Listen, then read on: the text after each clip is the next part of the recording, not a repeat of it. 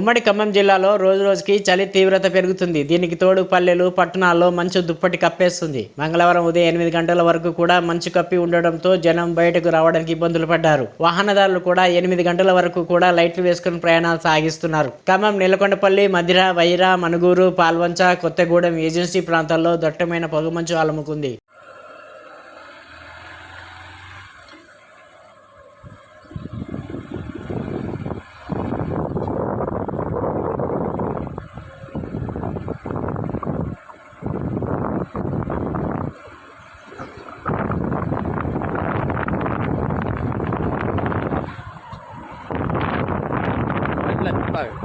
ఇక్కడ నుంచి అక్కడ లేదు కానీ అంటే మనకు మనకు అక్కడ చూస్తే మంచి బాగా అనిపిస్తుంది కానీ దగ్గరకు వచ్చిన కానీ మంచిగా ఏంది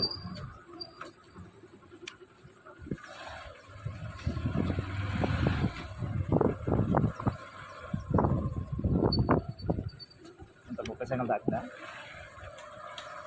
40 సెకండ్లు క్లోజ్ చేసి సరిపోతుంది.